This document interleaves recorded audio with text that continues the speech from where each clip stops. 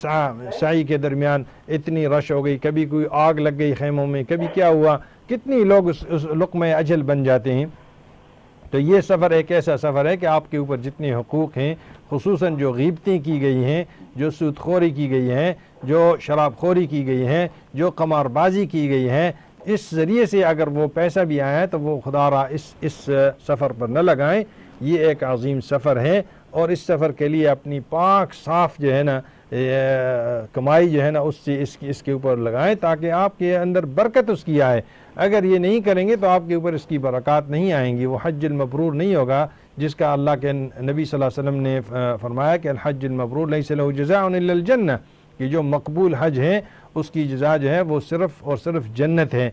तो नाज़रीन किराम, हम इसके बारे में इंशाअल्लाह पूरी तफसील के साथ एक एक नुक्ते को जो हमारे भाई मोहम्मद अली साहब ने किए हैं उनके ऊपर हम गुफ्तगू करेंगे। अब हमारे साथ एक और भाई साहब हैं फ़ोन के ऊपर, हम उनकी तरफ मुतवज्जह होते हैं। जी अस्सलाम वालेकुम।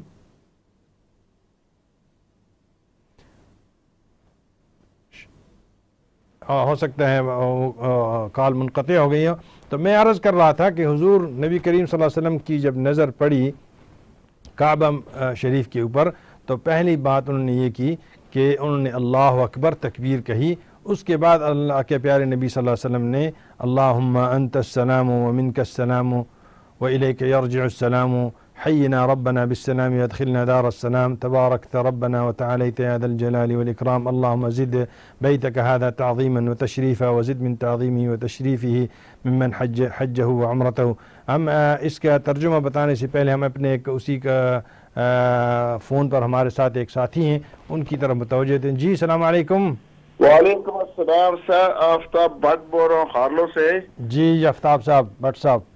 जनाब क्वेश्चन ये है कि अभी आप जिक्र कर रहे थे कि दौरान हज जो लोग फौत हो जाते हैं किसी वजह से, हादसे में आग भी लगती है या 100 हादसात होते हैं हर साल, तो क्या वो लोग शहीद होते हैं, उनको शहीद कहा जा सकता है या नहीं? जज़ाकल्लाह खैरन। दूसरा सवाल? बस सर यही मैंने पूछना था। जज़ाकल्लाह खैरन, अल्लाह आपको बरकत करें। बहुत अच्छा सवाल किया आपने।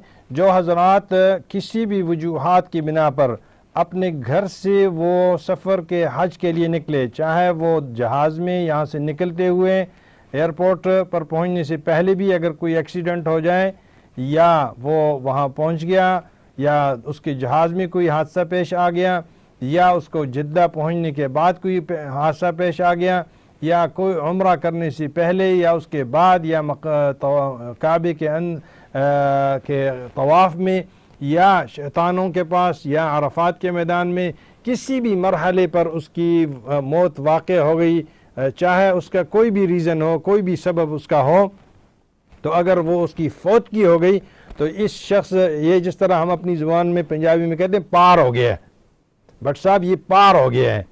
पार हो गया का मतलब ये है कि इस वक्त से लेकर क़यामत आने तक इस शख्स का हर साल कबूल हज लिखा जाएगा।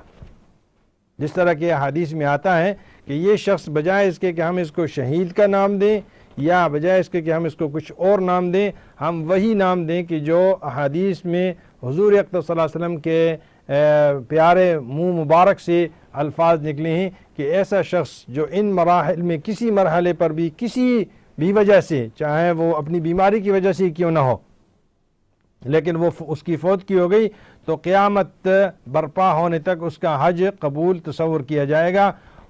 और हम एक और अपने करम फरमा की तरफ चलते हैं। हमारे साथ टेलीफोन लाइन पर हैं। अस्सलाम वालेकुम। जी अस्सलाम वालेकुम रहमतुल्लाह। जी वालेकुम अस्सलाम रहमतुल्लाह। मैं आपसे ये पूछना चाहता हूँ कि हजर अस्वद जो है खाना काबा में जो लगा हुआ है जी, उसके बारे में कोई बताएं कि वो हजर अस्वद क्या जब हजरत इब्राहिम अलैहिस्सलाम ने खाना काबा की पहले ताबीर रखी थी उस वक़्त से है, और वो अगर उस वक़्त वो नहीं था तो वो हजर अस्वद जो था वो कहाँ रहा, कहाँ था, या उस वक़्त से ही खाना काबा में वो लगा हुआ है? इसके बारे में प्लीज बता दीजिए। जी आपका इसमें ग्रामी? जी मैं बस आपका खादिम हूँ, यही समझ लें, एक मुसलमान हूँ। اور اس کی حقیقت جاننا چاہتا ہوں کہ حجر اسود جو ہے وہ کب سے اور کہاں تک اس کی تشویش جو ہے، ہماری تاریخ کیا ہے کہ وہ خانہ کعبہ میں لگا ہوا ہے؟ ٹھیک ہے، جزاک اللہ خیرن، اللہ آپ کو برکت کریں اور آپ کے سوال کو بھی اللہ برکت کرے اور اس کو منفعت بخش بنائے تمام ہمارے ناظرین کے لیے۔ حجر اسود کے بارے میں ہم گزشتہ سی پیوستہ جو نشست تھی اس میں ہم بتا چکے تھے کہ حجر اسود یہ جنت سے لایا گیا پتھر ہیں جو حضرت جبریل امین لے کر آئے تھے، اور اس وقت انہوں نے نصب کیا تھا جب آدم علیہ السلام نے پہلی مرتبہ اس کعبے کو تعمیر کیا تھا اللہ کے حکم سے، تو اس وقت حضرت جبریل امین نے آ کر اس جگہ رکھا تھا جہاں پر اب آپ کو نظر آ رہا ہے۔ پھر اس پر جب کعبے کے اوپر مختلف ادوار گزرے ہیں تو یہ یہیں پر موجود رہا ہے۔ کسی وقت تھوڑے سے وقت کے لیے یہ کہتے ہیں تاریخ میں کہ یہ مصر کی طرف اس کو لے کر گئے ہیں یا یمن کی طرف اس کو لے کر گئے ہیں، لیکن ان روایات کی کتنی جو ہے نا وہ صحیح ہیں یا غلط ہیں اس کے بارے میں وثوق سے کچھ نہیں کہا جا سکتا۔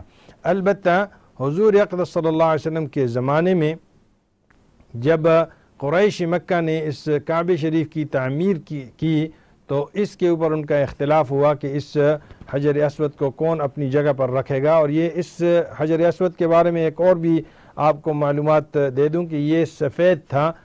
کچھ روایات میں یہ آتا ہے کہ امت کے گناہوں کی وجہ سے یہ کالا پڑ گیا ہے۔ تو بہرحال حضور اقدس صلی اللہ علیہ وسلم کے بعثت سے پہلے، یعنی جب حضور اقدس صلی اللہ علیہ وسلم کی عمر مبارک جو ہے 35 برس ہوئی، تو اس وقت اس کعبے کی تعمیر قریش نے کی، اور اس وقت اس کے اوپر اختلاف ہوا کہ کون اس کو رکھے گا۔ پھر ان کی پنچایت جو ہے اس کا اس کی بات کے اوپر اتفاق ہو گیا کہ جو شخص پہلا اندر ابھی آ جائے حرم میں تو وہی شخص رکھے گا۔ دیکھتے ہیں تو نبی کریم صلی اللہ علیہ وسلم آئے تو انہوں نے ایک کپڑے میں چادر میں رکھ کر، اور چادر کو ہر طرف سے قبائل کے سرداروں نے پکڑا، اور حضور اقدس صلی اللہ علیہ وسلم نے خود اپنے ہاتھوں مبارک سے اس کو اس جگہ پہ رکھا۔ فی الحال ہم اتنی تفصیل آپ کو بتا سکتے ہیں، اور گزشتہ نشستوں میں اس کی تفصیل ہم بتا چکے ہیں۔ جزاک اللہ خیرن۔ اب ہم اپنے ایک اور کرم فرما کی طرف چلتے ہیں۔ جی السلام علیکم۔ وعلیکم السلام حافظ صاحب، امین مرزا عرض کر رہا ہوں۔ جی مرزا امین صاحب، عرض یہ ہے کہ جب آپ کنکریاں مارتے ہیں تو یہ طواف زیارہ جو ہے اس کی کیا اہمیت ہے، اور یہ کیا رش میں کرنی چاہیے، پہلے دن کرنی چاہیے، یہ اس میں کوئی چھوٹ ہے یا بعد میں بھی ہو سکتی ہے؟ کیونکہ میں نے دیکھا ہے، میرا ایکسپیرینس یہ ہے کہ وہی لوگ مرتے ہیں زیادہ تر جب رش میں ایک طرف بھاگتے ہیں یا جاتے ہیں، کوشش کرتے ہیں کہ پہلے دن ہی جو کنکریاں مار کے جمرہ سے تو پھر یہ چلے جاتے ہیں۔ کیا اس میں کوئی چھوٹ ہے یا یہ پہلے دن لازمی ہے؟ جزاک اللہ خیر مرزا امین صاحب، اللہ آپ کو جزائے خیر دے، بہت اچھا سوال کیا ہے۔ ہم اس کی طرف ویسے تفصیل سے آئیں گے، فی الحال ہم اس سوال کا اتنا جواب دے دیتے ہیں کہ اس میں رخصت ہے۔ افضل یہ ہے کہ آپ جب پہلے دن کنکری ماریں جمرۃ العقبہ کو یا الجمرہ الکبریٰ کو، تو اس کے بعد آپ اپنی قربانی کریں، قربانی کے بعد اپنا سر منڈوائیں، سر منڈوانے کے بعد اپنا احرام بدلیں، اور ظاہر ہے کہ آپ نے جو 2-3 دن ابھی گزارے ہیں اس میں آپ کے اوپر گرد و غبار بھی ہوتا ہے، آپ کو غسل کی ضرورت ہوتی ہے۔ آپ غسل کر کے تو آپ حرم شریف کی طرف جائیں اور آپ طواف زیارت کرنے کی کوشش کریں۔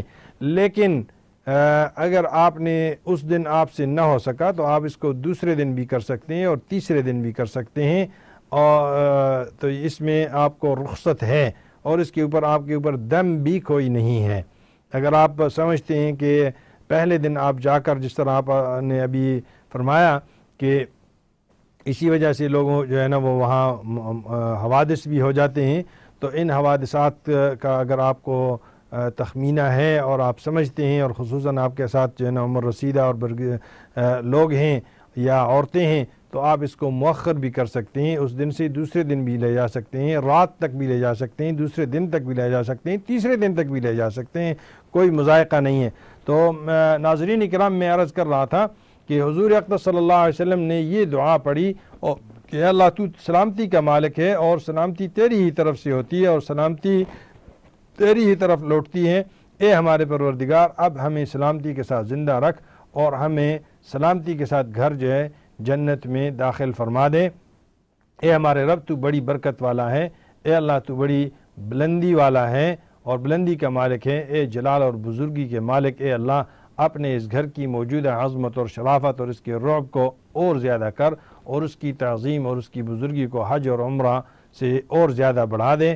جب مسجد کے اندر داخل ہوئے تو سیدھے نبی کریم صلی اللہ علیہ وسلم کعبہ شریف کی طرف تشریف لے گئے اور حجر اسود کے مقابل آئے تو استلام کیا، یعنی اس کو چھوا۔ استلام کا مطلب یہ ہے کہ اس کو چھوا، اور استلام کرنے کے مگر ہاتھوں کو اٹھایا نہیں ہے، اس کو استلام کیا۔